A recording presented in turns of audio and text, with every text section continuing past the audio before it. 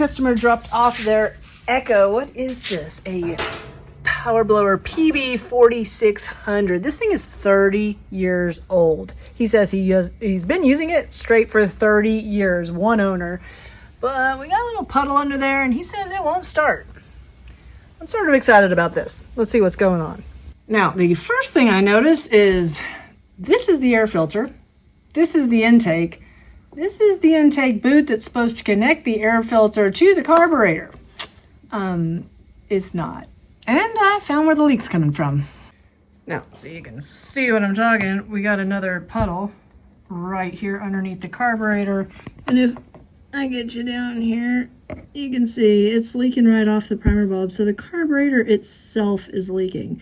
I also noticed it's moist all the way down the fuel line, not coming back up the fuel line into the tank. So it's not coming from the tank, but it is running down this fuel line. So I want to check all that, make sure it's not leaking from the actual fuel line itself, but definitely figure out where it's leaking on this carburetor. Now, will a broken intake boot affect the running? Absolutely not. Will it maybe burn up the machine from sucking in a bunch of debris because it's not going through the air filter? Absolutely. And that would suck after you've had a blower for 30 years and not realize that you were destroying it. We're going to start out with some Diagnosing 101. Doesn't matter if the customer said it ran yesterday or if it ran a year ago. These are things that you're going to want to do on pretty much every unit whenever you go to work on it. I do have my compression tester here. We want to make sure if it's a two-stroke that it has at least above 100 pounds. 120 is perfect. A lot of blowers and chainsaws can have a bunch of compression like 160, 180 and still be burned up. So because of that, we like to still break out our HD endoscope, look inside the cylinder, make sure we don't have any scoring, and we always like to check spark because we can have compression and fuel but no fire and she still ain't gonna run. So let's first pull this plug, check compression.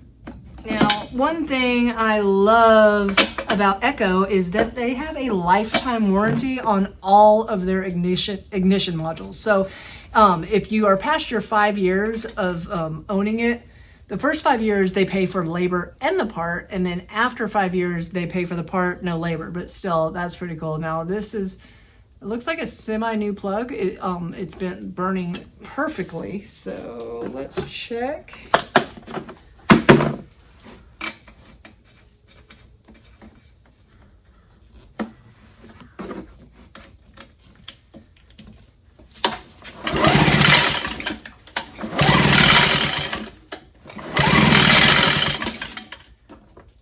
And yeah, we've got 140 pounds of compression. That's perfect. Go ahead and check spark.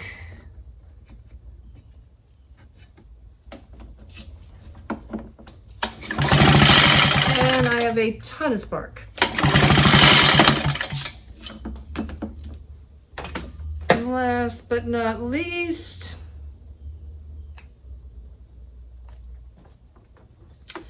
got my little articulating. This is awesome. Moves back and forth like that. It is gooky though. And let's stick it in there. Let's see which way it's turning. There we go. Because we want to look towards the intake and the exhaust. Wow, it's, I don't know what they made these cylinders and pistons out of. I swear they last forever. I can still see the cross thatching. Wow. Let me try to get a good picture here so I can show you too. Oh, I'm too close. Let me back up a little bit.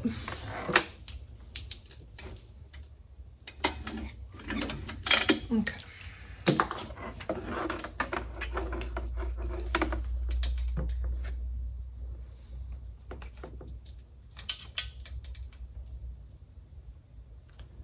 I mean, that's the exhaust side.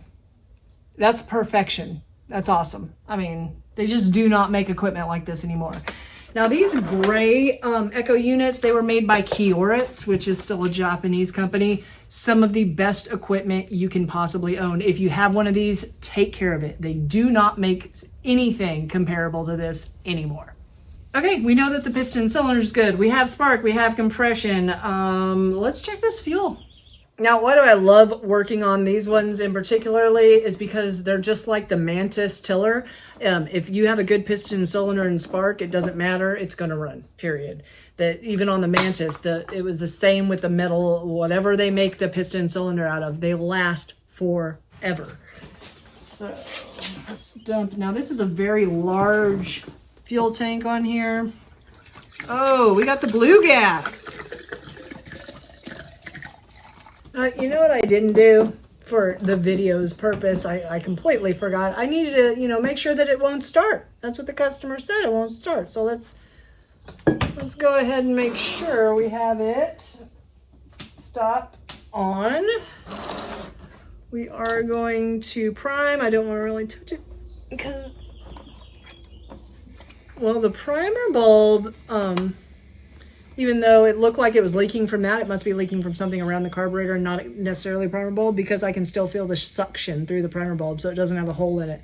So we do have that purged or primed. We're gonna do it on a cold start. We're gonna put our plug back in, because the plug actually looks like it's not very old at all.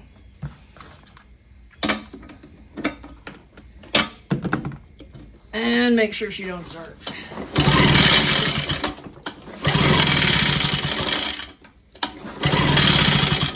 God, these pulled so easy too.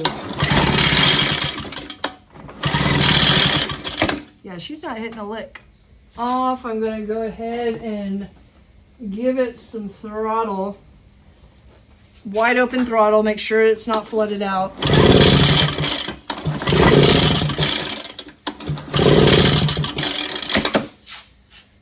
Won't hit a lick.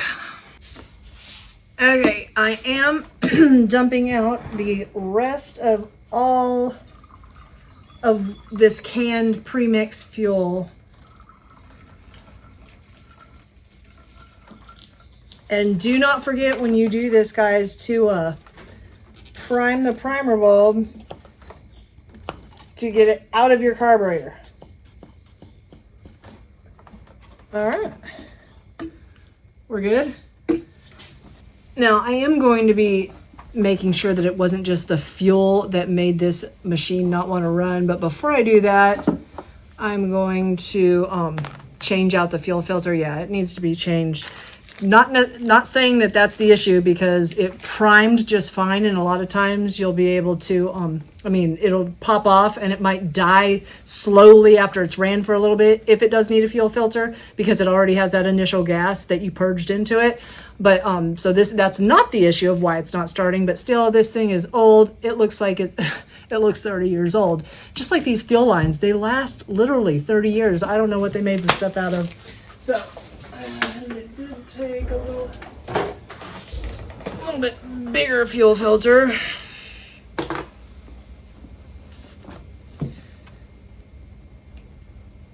But we want to show it some love, because this is a good blower, and we want to make sure that it lasts another 30 years. I mean, this equipment would outlast all of us, really. Some of the best stuff ever made. All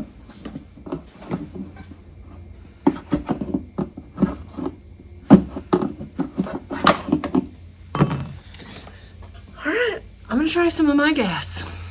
Now, I'm going to throw some of my gas in there. I get asked all the time how I mix my own. Because I use so much gasoline, I do not buy ethanol free. The best thing you can do is get ethanol free gas. I use Red Armor oil, and I mix about 40-to-1 in it. And then I put a little bit of ethanol shield in it. And you do not have to get a big gallon jug like this. They do sell smaller bottles. And if you're mixing, it is 1 ounce for every 5 gallons of gas. I'm going to prime my fuel in there. Yeah, cold start. Okay. We are turned on. Let's see what she does.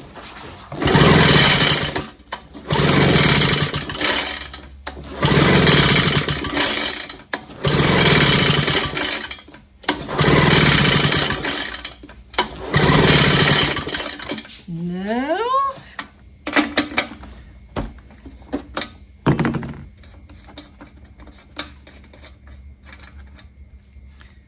We are soaked. Oh, I can't show you that to you. Can you see how soaked it is? It's very flooded out. So we're going to give her a few pulls. Open the throttle, lock it in place all the way. Ooh, that just shot out all over my phone. Oh yeah, we're full of some gasoline.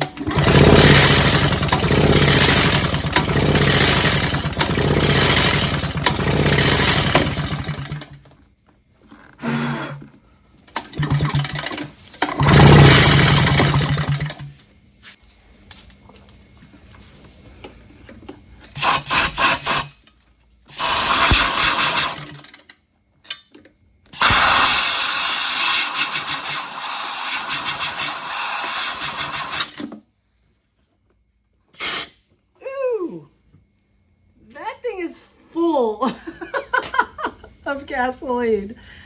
Yeah, we're gonna have to take that off. Okay, I'm not gonna put a rag under this. This might be where it was leaking, where it was full of gasoline.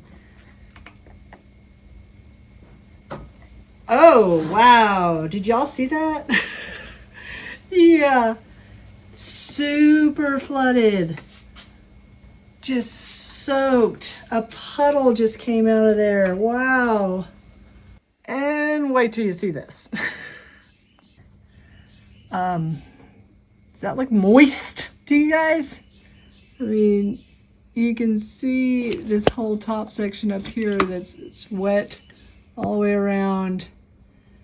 I don't know if it's not dripping out of there, but it is definitely wet inside the exhaust, and it shouldn't be.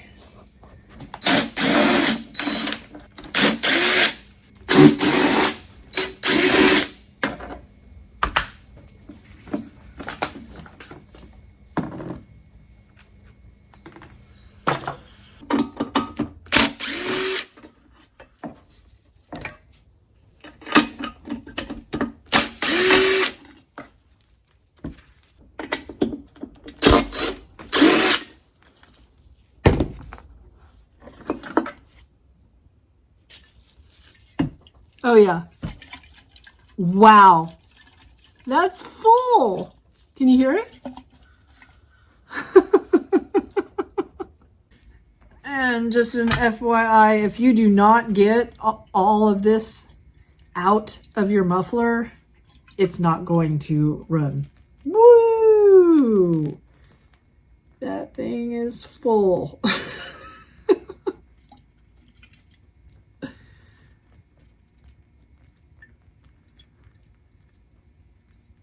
Wow, that is a ton of gas in there.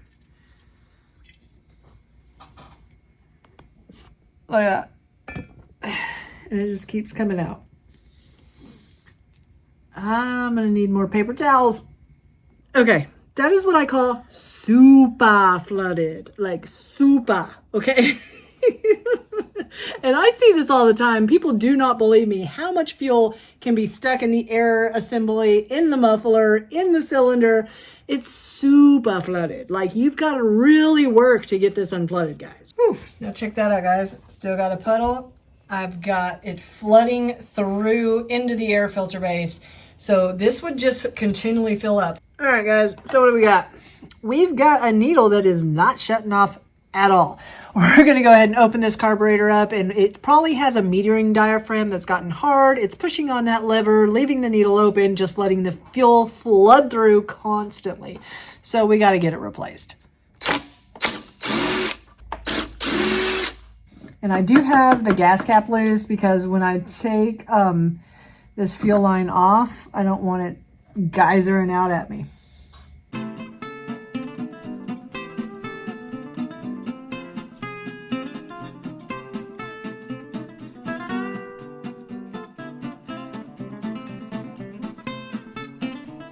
Oh yeah, that thing is hard. Hard. No wonder. With this metering diaphragm being sucked in like it is, what it's going to do, it's going to press on this little lever right here that's connected. This is your needle lever and this is your needle, and if it's pressing on it constantly, it's letting that fuel come through. So, and for this carburetor, one of the most common kits in the world is a Zama RB129 kit. I'm going to just throw this in here real quick. We're going to throw her back together and see what she does.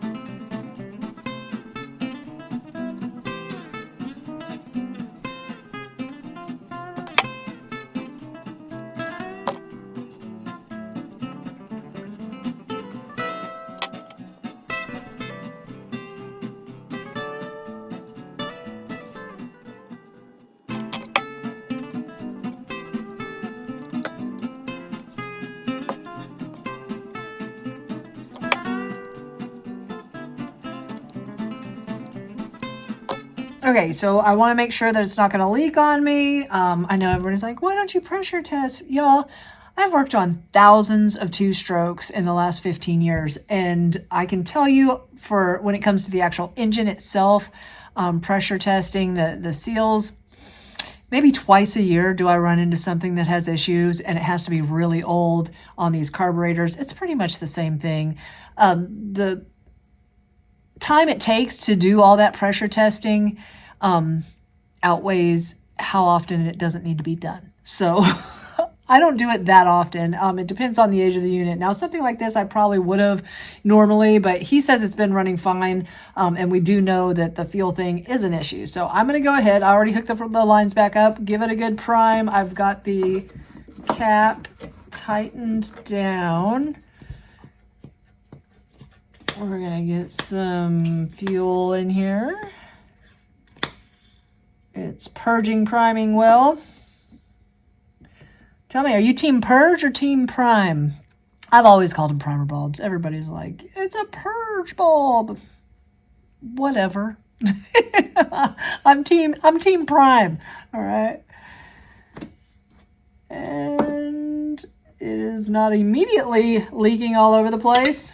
I think we're going to be good to go. I'm going to pop it back together.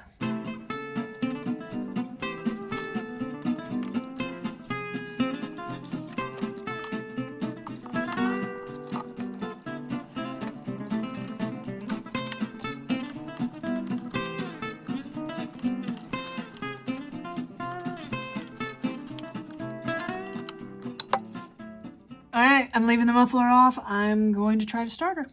Now, before I go to choking and priming her, she might still be completely full of fuel inside the cylinder, so I don't want to choke it.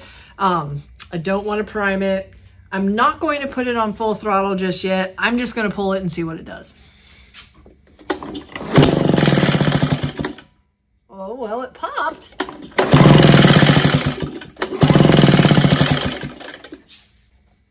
Okay, so we need to clear the cylinder out one more time because we have not done it again since we made it stop leaking like a sieve. So we know that we still have a bunch, oh yeah, we're still real wet, a bunch of gasoline inside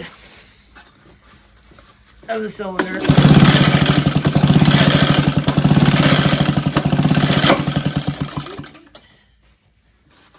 And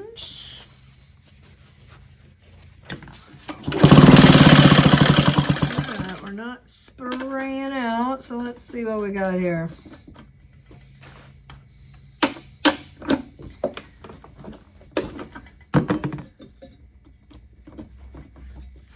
No choke. Good, good, good. All good. On. Popped.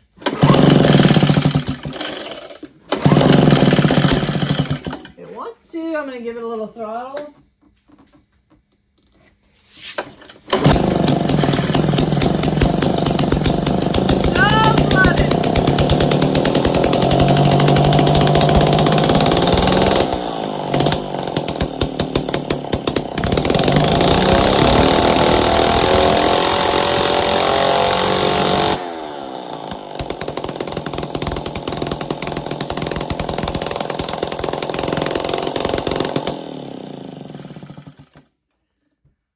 that was a little loud. I should have had my ear protection on. I'm gonna put the muffler back on now. Even after I had cleared all that out that you saw me clear earlier, that's the puddle where it was sitting. Man, it's full to the maxes.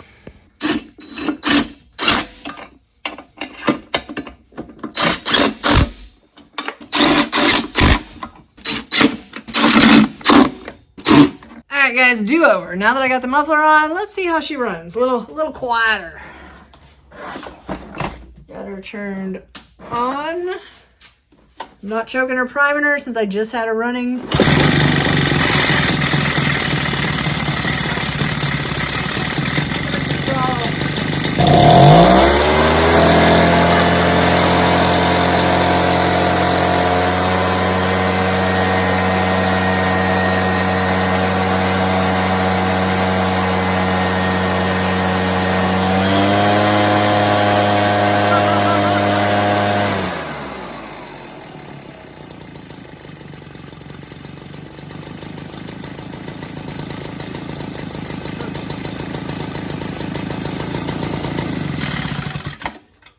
Don't get no better than that. Now I'm gonna have to find some parts for her. I do need the intake boot. I haven't even checked the air filter yet. Is there even one in there? I have no idea.